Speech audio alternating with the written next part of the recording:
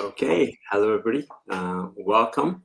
We'll give you a couple of minutes just to sort of join this sort of stream, and then we will kick off with the session. So today we will have the pleasure of hosting the team behind VR Ace, which is an immersive job interview training experience designed to sort of help users build confidence and soft skills through virtual simulations. And they are the latest people to be added to our XR for Human Experience Library, which is a European sort of funded sort of platform where we showcase non-commercial sort of experiences and open source sort of projects. And so we're really delighted to have this sort of multidisciplinary team here today with Eric, Coralia, Zoe, and Daniel. And sort of, I think, just to sort of kick things off then, is what we'll do is I'm going to hand over to Eric, first of all, who will share some slides to sort of paint the picture for what VR Ace is, what it does, and then hopefully we'll go through sort of a conversation, learn a bit more about your sort of motivations behind the project, what's the driving sort of factors, how you came about designing it, etc. And then we'll move on to sort of what's next. And all the while, throughout this process, you as the virtual audience will be able to ask questions, post those, and sort of Michael behind the scenes, who's coordinating all of this, will make sure they appear, and the sort of team here has an opportunity to sort of address any of those sort of questions for you and add any additional details. Okay, so without much further ado then, I will hand over Eric. So yeah, take it away. Thank you, and thank you so much for inviting us to come and talk about our project, VR Ace, virtual reality for accelerated career entry for young job seekers. And I used to have a few slides to give you a quick intro to the project. And see here. So we are 6 partners in the project. We are Standout from Cyprus. We are ERCC from Lithuania, and we are SOSPED from Finland, and ERIPS from France, from Corsica, and Resabi, we're from Denmark, and we're the technical partner from where I come from. And we have Fogo, which is from Italy, from Sicily, if I not mistake myself. And the mission statement for VR Ace is this one. It's that VR Ace, the EU project, is driven by the need to bridge the gap in young people's skill sets when it comes to job interviews. It is designed to equip young people with the skills necessary to successfully navigate job interviews through the use of virtual reality technology. And the project duration, it started in about November 23, and we aim to finish in October this year.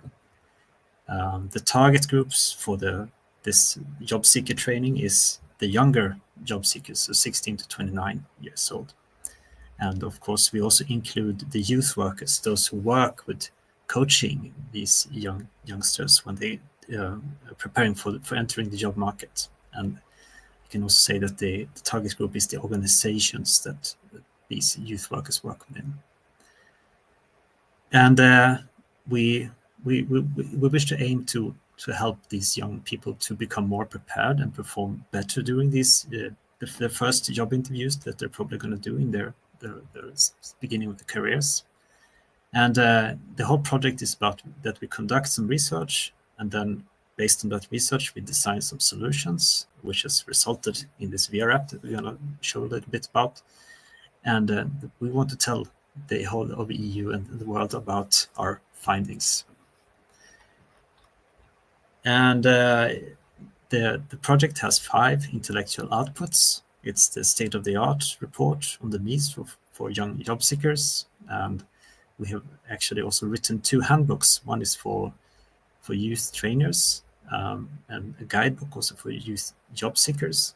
These are where you learn more about the theory and what you need to read up on before you enter the interview. And we also put this material into an e-learning platform, which is accessible for everyone. And finally, we have the VR application, which is a place where you can go and train what you have learned and see how well you do in a simulation for for training job interviews.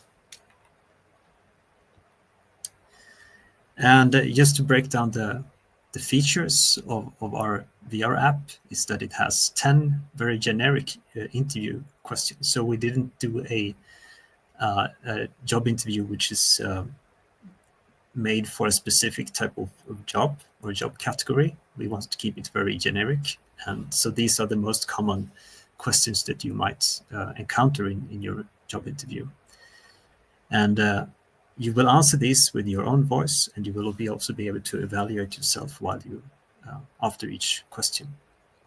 We have a system in the back end that will also collect some data about, for example, how long time you speak, where you are looking, do you keep eye contact with the interviewer, and also how many times you have to repeat certain questions. And at the end of the experience, you will get a summary of all of this data. And the app is available in 7 languages. So that's English, Danish, Finnish, Lithuanian, Greek, French, Italian. Did I miss something? I don't think so. And it's available all for free. And also now on the Exam for Human Experience Library and also the Meta store. And it can be used on the Meta headsets. Some pictures from the app, and I'm just going to show on the next slide. We have a short video. I don't think you can hear the audio, but I'll try to comment. So when you start up, it begins with that you select your language. There's a short intro.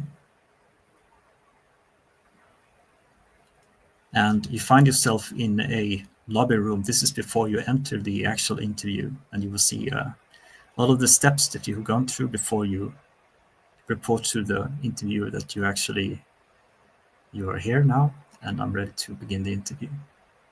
So it's a bit of setting there.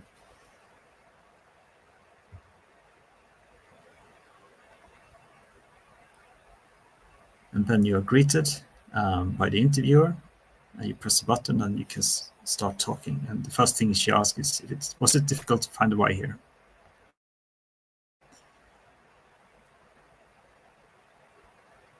And the first question is to please introduce yourself, tell me who you are. And the interaction is fairly simple. There's one button and you start speaking. And then you will have a small scale that you can rate your performance on. And then it proceeds to the next question.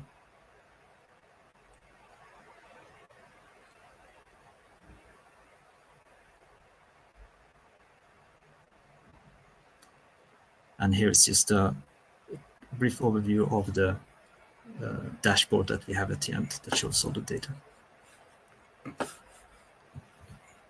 So that is our video and our presentation for now. Those are the slides we had. Excellent.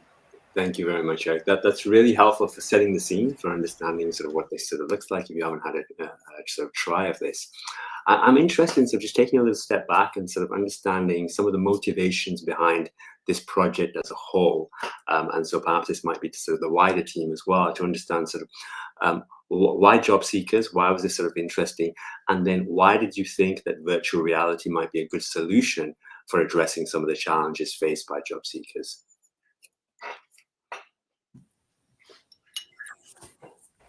Yes, perhaps Daniele, you can mention. Well, yeah, perhaps I can answer this question because I was involved in the original drafting of the application. Mm-hmm. Again, good morning, everyone, and thank you for inviting us to this event. The motivation for this project, well, basically, before drafting the project, we were discussing with other organizations, some of which are involved in this project. What are the main issues that young people face when they try to get a new job, they try to succeed in their job search? And the job interview process came out as one of the main hurdles that the young people face when they try to get a new job. And there's many reasons for this, and because first of all, because the interview process may be daunting. You have to speak in front of another person, and sometimes you may be stressed out, and the whole process might hinder your ability to face the interview process serenely, and you might not be able to get out all that you want. And so many people face the interview process not because they are not capable, but because of these mental or stress and other issues that might prevent them from performing well. So we thought that could be one of the main topics to focus on. And also because, as you know, 2020, 2021, 2022, also there was the COVID epidemic, and people were locking down. And so these changes at a social level also change the way that the job interview process works. So many people spend their time at home, and so they don't socialize, and so that that created a whole new set of problems for young people, which then reflected in the job interview process. And so we thought about how we could improve this situation, and we thought we could leverage on technologies such as virtual reality to get the chance to young people to experience the interview process without in a safe space and in their own time. And so that's how we came about drafting the application. Yeah, no, it seems like a really good sort of test case. It's a sort of high stakes event. You get a one-shot chance at it, and it's high stress. And so the more ability to be able to sort of practice that. I see a lot of parallels with other VR applications. So my own research has often worked on surgical training, for example, and operations, and just getting to practice those high stakes sort of scenarios, which are often sort of, they're rare. You don't get many of them, right? Or you might not get many of them, and so you want to sort of be as prepared as possible. So that's very, very useful, very insightful. So in the comments, I've noticed Annie. Thank you, Annie, for your question. Annie is asking, all the way from Sweden. She's asking, what kind of tools did you use to build the VR experience? So perhaps the people involved in the development might be able to address that. Yes, so we built it using Unity. And there's nothing special except for just Unity and regular. Mm-hmm. And the team, just a bit about the team who actually developed this, sort of what was their sort of background and sort of experiences before. Is this the first, or is it one of many different sort of VR experiences that you've built before, and building on that experience? Well, we in Desabi, we're a consultancy based in Copenhagen, where we're building VR experiences for a living, and we're usually just working with enterprise B2B customers. So we're doing stuff for Carlsberg and training and marketing experiences and bigger projects usually. And then occasionally we build also for EU projects like we're doing right now. Yeah, so as part of the sort of design process, you also have, beyond the sort of technical sort of infrastructure, you also had to make some critical decisions around sort of how you would present this to sort of users. You mentioned 10 generic questions. I also saw from some of the visuals that you presented there, people get an opportunity immediately after answering this sort of question to rate their own sort of responses. So can you tell us a bit about that process and the design process underlying the sort of the experience?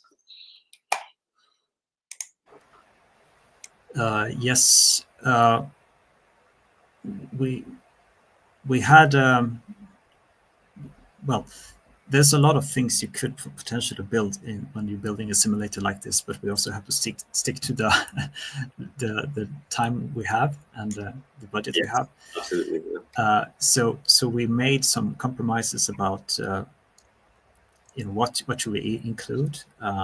We talked, of course, about having something that is AI driven, and but we ended up with this situation, with this scenario where it's something like when you practice with a friend or in front of the mirror, but we should also allow yourself to perhaps make notes or in some way remember how well did I do on that particular question. Was my answer good enough? And we made this Likert scales where you can rate and then perhaps go back. And I should mention that the app doesn't record anything, even though it's using the microphone to show that some visual is input for that you're speaking. So the only thing that you actually capture in the app is your rating for that specific question, how well you did. I see. You can, of course, use the video recording feature that you have in your Quest headsets and then go back and watch videos of what you did.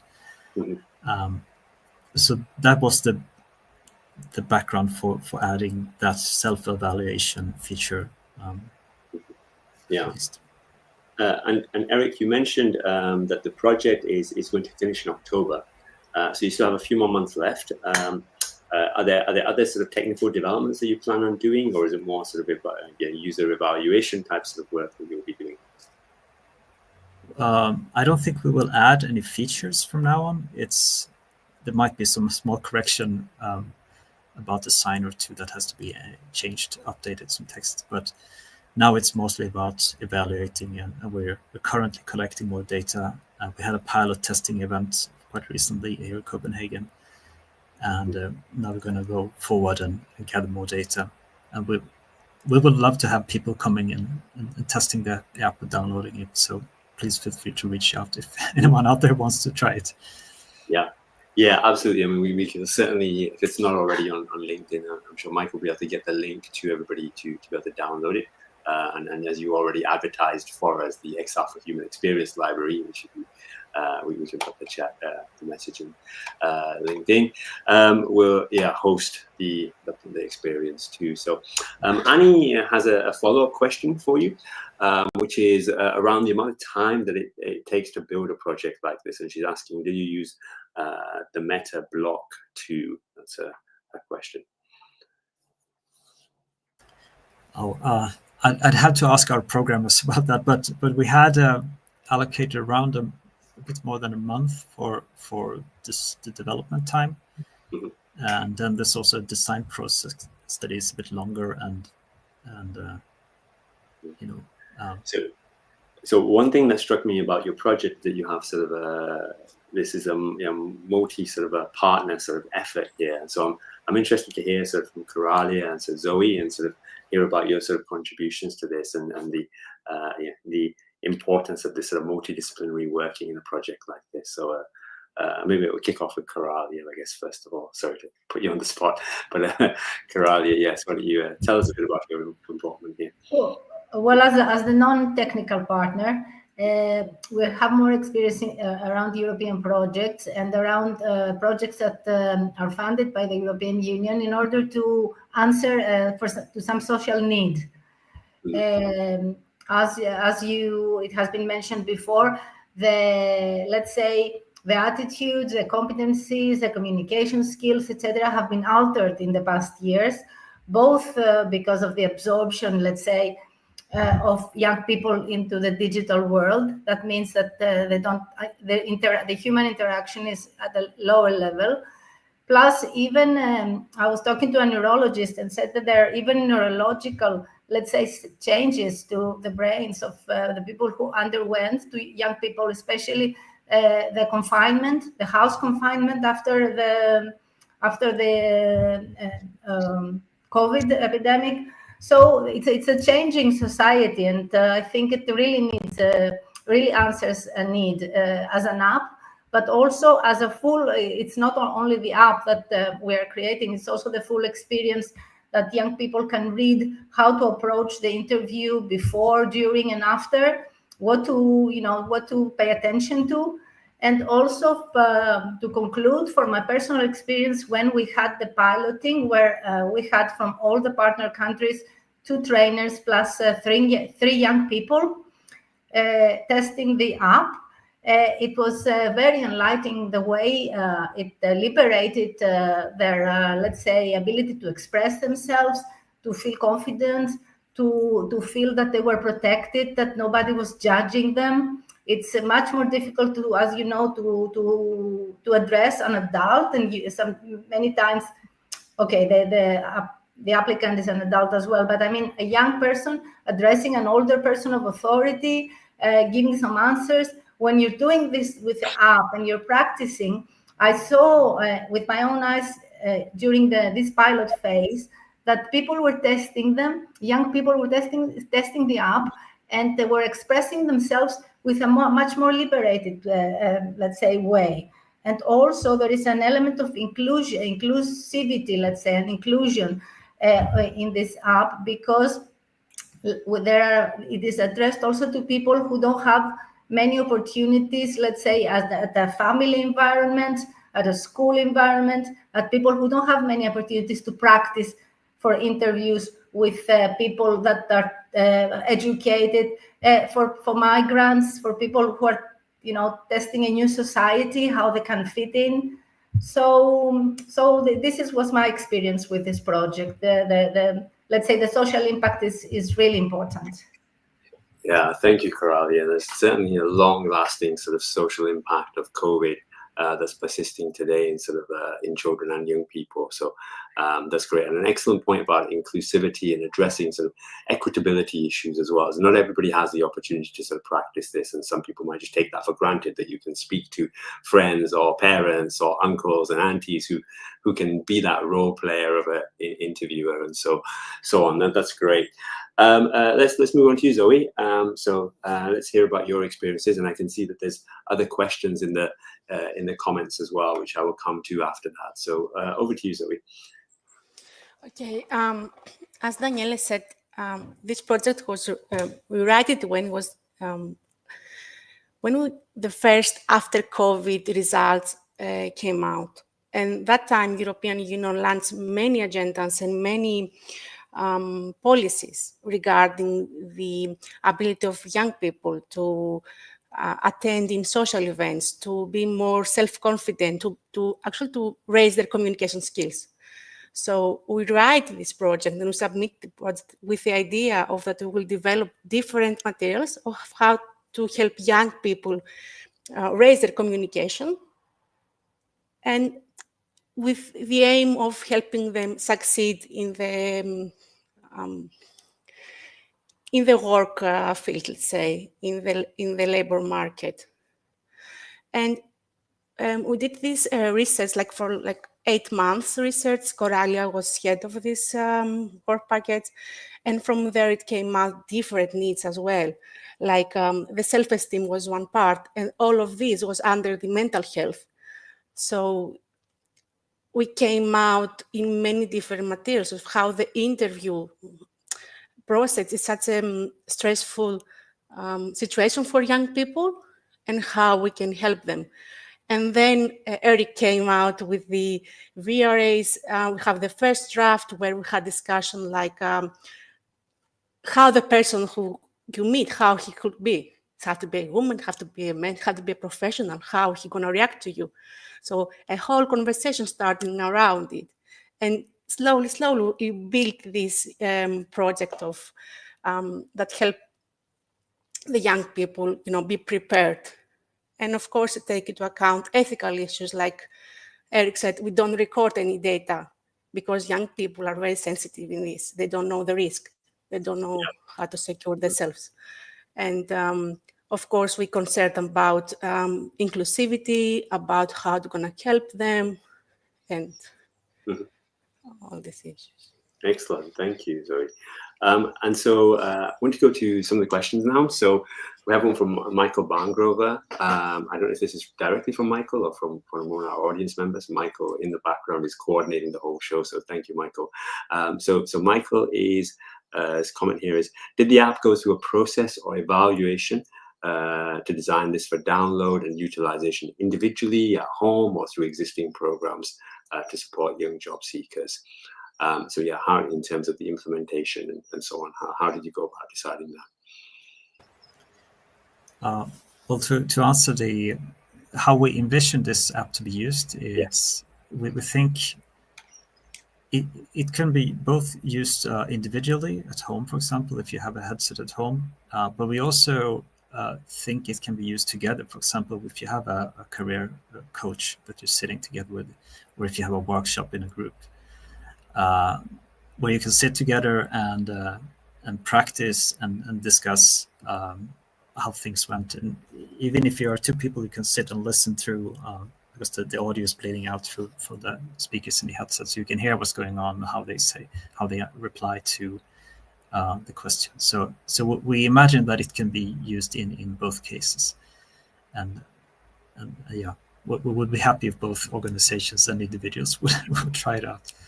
Yeah, absolutely. I think sort of there's a few sort of key transition points in young people, right? So it's when you leave school and you go and out to the sort of world of work, or you decide to go to university, and then at that university point as well. So this is really good sort of a tool set for people to sort of have there. Annie has another question. It's great. Thank you, Annie, for your questions. So this is linked to some of the issues you've already mentioned around inclusivity. So what about the accessibility for the users? How did you think about designing to make this as accessible as possible to the wide sort of demographics that you're sort of appealing to? Yes, we've also had earlier some questions about how we can work with accessibility, and we haven't. Well, first of all, we try to make it as easy as use as possible, and the question that we've had earlier about accessibility is, for example, about subtitles. Do we have texted so we can hear what the interviewers, we can read what the interviewer said if you are hearing a disability. And right now we haven't included that, but we have when you ask to have the question repeated, then you can get it written out. So I think one of the reasons for why we also choose to do this is that we wanted to engage the memory of the person, the user. So one of the issues we wanted to address is active listening, and we wanted to have the user to really try to focus and remember, listen to the question. So I think in that aspect there is a conflict of interest. Do we want to have accessibility for everyone, or do we want to challenge the majority of the users? But we have thought about it, and I think there are some. If we want to make it more accessible, there are things that we can implement to make it so. But for now, we went with this compromise. I hope that's an okay answer. Yeah, no, then thanks for your response. So a closely linked one, and something again you guys have sort of brought out in some of your answers, is around the sort of ethical sort of considerations in developing this experience, and I want to connect that up to the XR for Human Experience Library submission. So I'd like to know what sort of motivated you about this. And for those of you sort of listening who perhaps are not so familiar with the Experience Library, our idea is to showcase best practices in XR, sort of commercial, sort of non-commercial sort of projects. And so this seemed to fit a lot of those sort of boxes that we were sort of very interested in sort of highlighting. So yeah, I'd like to sort of just hear a bit more from you guys, or your sort of doing a team, in terms of those ethical considerations that you went through, and perhaps you didn't end up implementing them for various practical sort of reasons, but it would be good to hear about that thought process.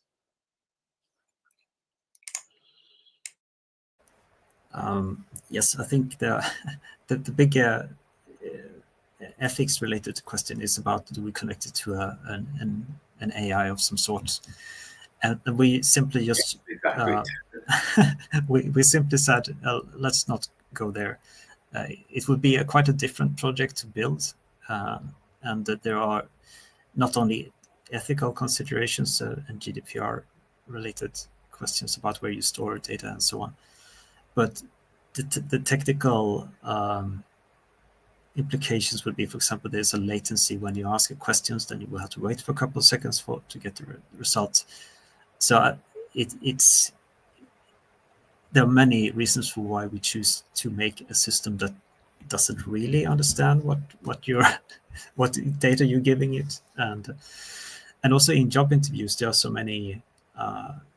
Maybe you will answer safely, or maybe you won't answer 100% honestly about what is your backstory, what is your weaknesses, what is your personal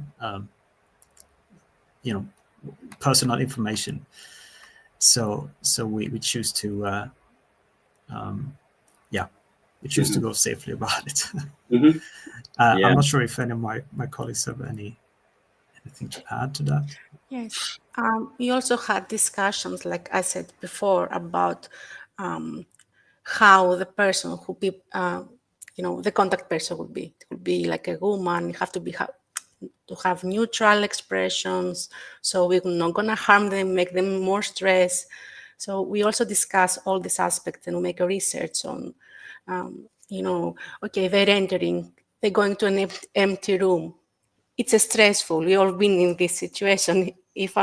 When I'm remembering my first steps in job research, I remember sweating and feel stressed about it. Who I'm gonna meet? Nobody knows me.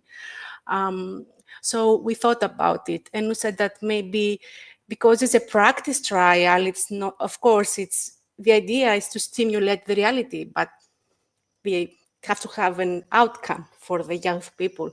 So Coralia then suggests, I believe the human figure is more secure, but if you see, it's not clearly like a human or man in the end, it's more neutral face characteristics. And when you speak to her, it doesn't have any expressions.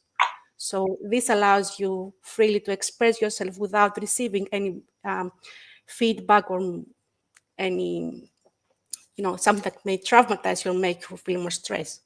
So the experience is really very nice for the users in terms of, how can I say, emotional based. Mm-hmm. Yeah. Because Eric checked all of the technical parts, the ethical, the secure of the user and everything, but we also discuss about the figures and all the process. Yeah, absolutely. So the sort of psychological safety sort of component to this here is what you guys spend time considering. Yeah. That's the ethical considerations of psychology. Yeah. And so actually, as you guys were giving those answers, I was thinking about the consequences of imagining you actually did have an AI or some other feedback mechanism. And then the game becomes to sort of, I guess, to trick or to pass or to sort of succeed in that sort of particular scenario, right? Which is not exactly what you want to be doing here. You're thinking about how do I reflect on my own answers as sort of honestly as possible without any external sort of feedback. And then I can be sort of true to myself, I guess, in the way I'm rating this sort of feedback, because there is no reward or feedback from somebody else that's coming from this. So that seems to make a lot of sense. So yeah, thank you very much. There's another question in the comments. Were there discussions to use VR versus a screen-based simulation platform? So you could well have done this in a standard sort of gamified sort of 2D sort of platform, but did you ever discuss that possibility, or was it the case that VR was always going to be the solution because of some of the advantages you already outlined in your previous answers?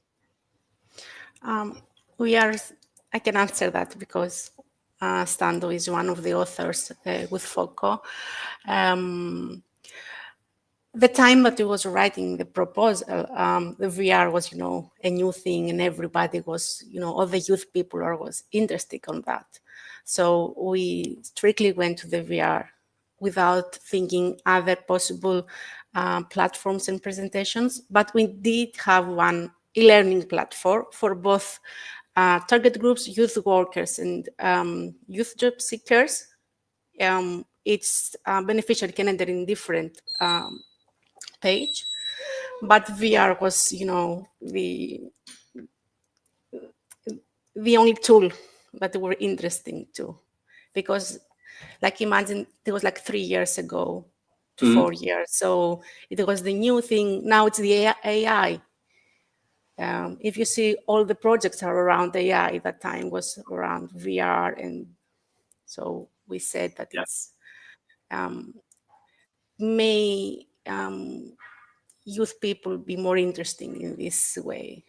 So yeah, so it's a sort of hook to get people into it in a way that you probably wouldn't with a 2D sort of thing that perhaps they're used to. Yes. So that's a sort of gateway gateway technology to actually the thing that you want to do, which is to improve their sort of interviewing sort of skills. So I'm going to sort of now zoom out, much bigger picture now, talk about sort of the XR landscape as you see it, and sort of Zoe, you just mentioned here now, the AI is the sort of big thing, and VR was maybe a few years ago. And so this sort of, the project you guys have described that you sort of showcased today sort of fits in this sort of idea of XR for social good. And I want to sort of hear more about your sort of thoughts for where this sort of sector is sort of headed longer term. And I guess you can draw upon your own experiences and sort of the work that you guys are doing here as well. But I would like to sort of hear more about that. Where do you think XR for social good can go over the next sort of 5 to 10 years?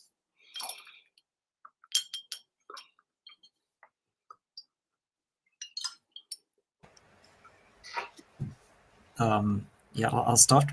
Maybe some of my colleagues have something else to input, but like we do with the VRA's project, this simulator-based training, especially, it can be used for so many different things, and I think there are so many opportunities to do that and to use technology not as a tool that does the work for you, but it's technology becomes a tool that can help you become better and help you practice and prepare yourself for various situations. So I think that sort of training area has a lot of potential, and we're seeing it become more and more popular, not only in social for good, but also in industry and other areas.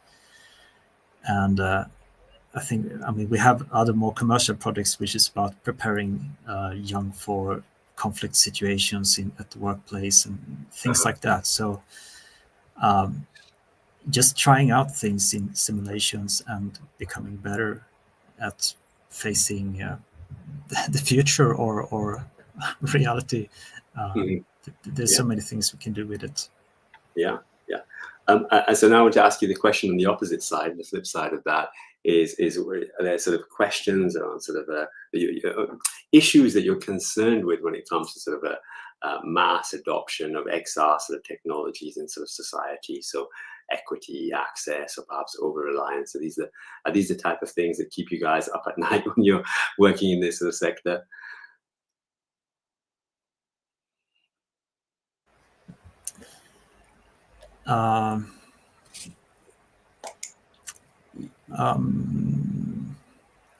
Access to technology, of course, you need to have the money to afford the equipment, and I see also when we try to pitch VRAs to some of our stakeholders that maybe not all of them are there where they can invest in some headsets, but yeah, it is an issue, and some organizations can't spend that money right now, or some individuals can't afford it. But I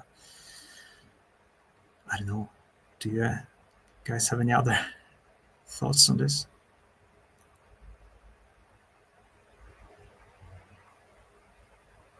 I don't see any sort of dangerous about people being stuck in VRs or anything like that, because VR is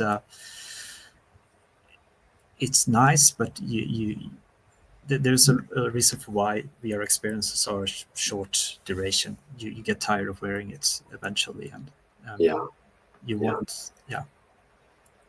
Yeah, it's interesting. I mean, perhaps then with lighter headsets and sort of more ergonomic HMDs and so on, maybe you could sustain more time in those sort of environments, and then that opens up new possibilities of use cases, etc. Daniel, did you want to say something here? I don't know if you're unmuted by accident or you wanted to come in. I agree with Eric. There was talk a few years back when Meta came out, for example, that we would spend most of our time in the metaverse. But this is not materialized yet, and I think people get tired out of VR in the long run.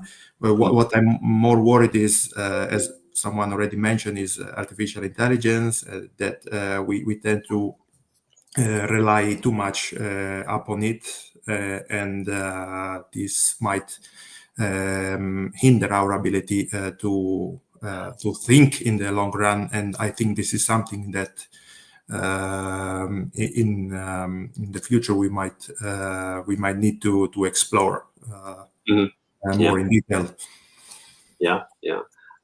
So that combination of AI and VR could be so powerful, right, for creating sort of really realistic sort of scenarios and immersing people in those environments. But then there's a sort of trade-off of what skills are being sort of lost through this. We have one more question. It may well be our sort of final question for this sort of session. VR ACE makes me think that an additional valuable training tool for working remotely and collaborating through digital platforms. Is VR training easier to present when focused on traditional work experiences or for emerging working scenarios? And I know your experience was more generic, but in terms of sort of, do you think specific application areas, do you think it would be easier to simulate things that are traditional and you then use VR on top, or to help prepare for emerging sort of sectors of work? I think I can answer some also because of our Visabis work with many different types of VR projects and many types of different customers. But from what we can see, there's not really a difference between traditional and more new work cases. I think you can practice very analog things in VR without any problems. It's more about the culture of the organizations, perhaps, that might determine if they would be interesting to adopt it. But you can train cybersecurity related issues, and you can train very manual things like building a machine or learning how to pour a draft beer or something like that. Many different types of things. Some are very manual, and so it's more about the culture of the organization, the needs of the organizations, and I think because of each type of a workplace will have a new batch of youngsters coming in, and they're all sort of very used to digital technologies. They might even be expected some of it. So I think it's probably relevant for both.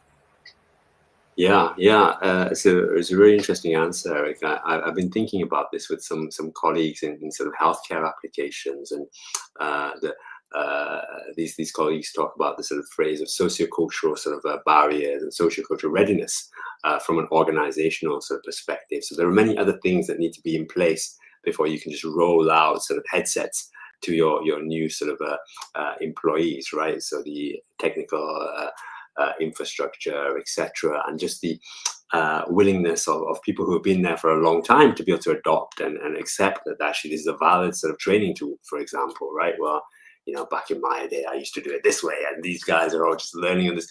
So there's many other sort of issues around that that I guess make it more or less sort of feasible in a particular sort of domain. yeah, it's very interesting. So I do want to sort of, we're coming to the end of our sort of time together, as unfortunately, but I do want to sort of talk to you guys and sort of hear more about you in terms of what's next for you guys beyond sort of VRACE. Perhaps you're doing different sort of projects. Just sort of briefly, broadly describe what's coming up next. What should we be looking at from this team?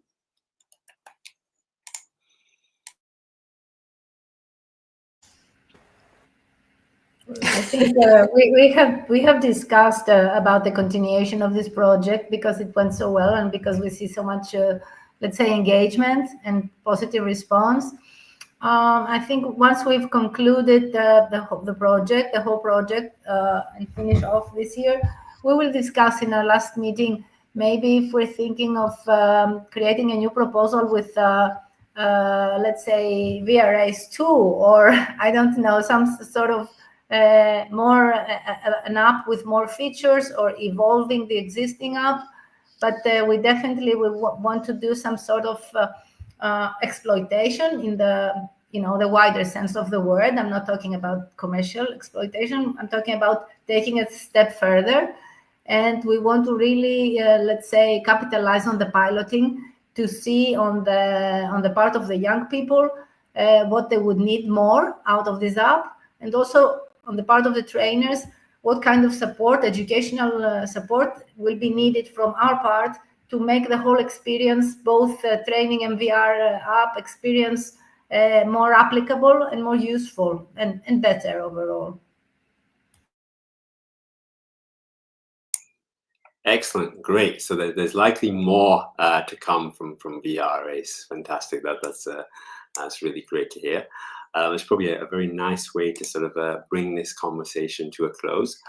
So I want to thank you all once again for taking the time, first of all, to sort of take the time to sort of showcase your work on the Experience Library, and then secondly, to come here and tell us all about the motivations behind it and the sort of potential solutions, as well as the sort of, it seems you spent a lot of time thinking about sort of very important, bigger issues beyond just your specific sort of implementation, from sort of equality and equity, ethical considerations around data as well. And so, yeah, that's very much sort of appreciated, and definitely a model that we're delighted to sort of showcase on the XR for Humans sort of a library. So what we will do now is sort of follow up. I think Michael will be able to communicate where to sort of download this link if it hasn't already been done in the sort of chat already. And that then brings this sort of session to a close. Thanks to everyone at home or at work or wherever you've been sort of listening in on this. And I think there will probably be a recording available post hoc as well. So thanks again. We will end it here, and all the best. Okay. Thank you very much. Thank Bye. you. Thank you. Bye. Thank you. Thank you. Bye.